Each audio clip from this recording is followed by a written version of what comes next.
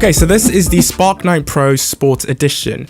Now, we've seen this happen multiple times. A company brings out a phone and then after a couple months, they bring out a special edition of that same phone. And they do this to get people talking about the phone again and ultimately drive up sales. Now, they did this with the Camera 19 Pro with the special Mondrian edition, the one that changes color.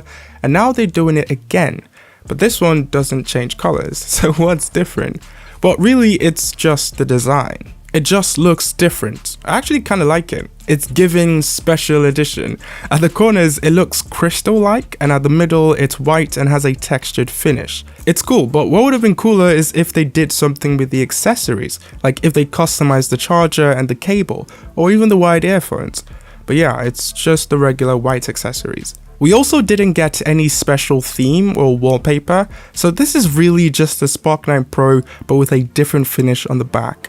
And that's not necessarily a bad thing, because I mean, look at the specs of the Spark 9 Pro. 32 megapixel selfie camera, 50 megapixel main camera, a 1080p LCD display, the Helio G85 processor, 4 gigabytes of RAM, 5000 milliamp hours of battery. Like, these are pretty decent specs for a phone at this price. Now, I wasn't able to actually review the Spark 9 Pro back when it came out because Tecno didn't send the phone to me, thank you guys. But I remember the general feeling around the Spark 9 series was quite positive because they did a lot of things right.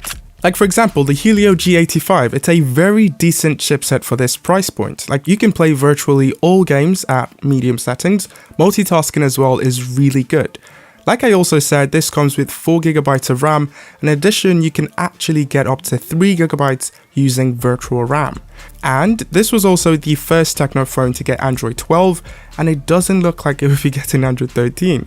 But if you can get rid of the bloatware, which isn't difficult, then you would have a pretty stable and enjoyable experience while using this phone. The major negative of the Spark 9 Pro is actually the display, or its lack of a 90Hz display. What was really odd though is that the 9T, which I reviewed, the cheaper one, actually got a 90Hz refresh rate, and this didn't. Well, here's the thing, unless you're coming from a higher refresh rate display, like if your previous phone was a 90Hz display, you really wouldn't notice. But still, they should have still given us 90Hz, but I guess they traded 90Hz for a 1080p display.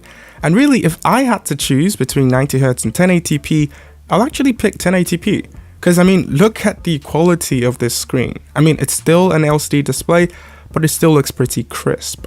What would you choose? 1080p or 90Hz? Let me know down in the comments. The cameras are 50 megapixel rear, 32 megapixel selfie, and overall they produce good images. The processing, in my opinion, is spot on, color is accurate, and it's quite detailed.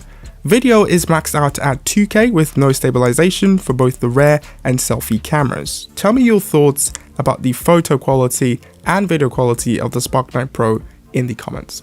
Battery is 5000 milliamp hours and has 18 watt fast charging. It's not exactly fast, but it does last a whole day typically, so 2 hours of charging wouldn't be that bad. And yeah, like I said at the beginning, this is basically the Spark 9 Pro but with a refreshed design, and that would cost you 116,800 naira. That's actually the same exact price as a regular Spark 9 Pro right now, thanks to dollar. So the question is, do you prefer this special edition design over the regular Spark 9 Pros? Let me know in the comments. So to those 3 people that I promised I was going to check out the Spark 9 Pro, this is kind of me doing that, even though it's coming a little late. But either way, thank you guys so much for watching, and I would see you when you see me.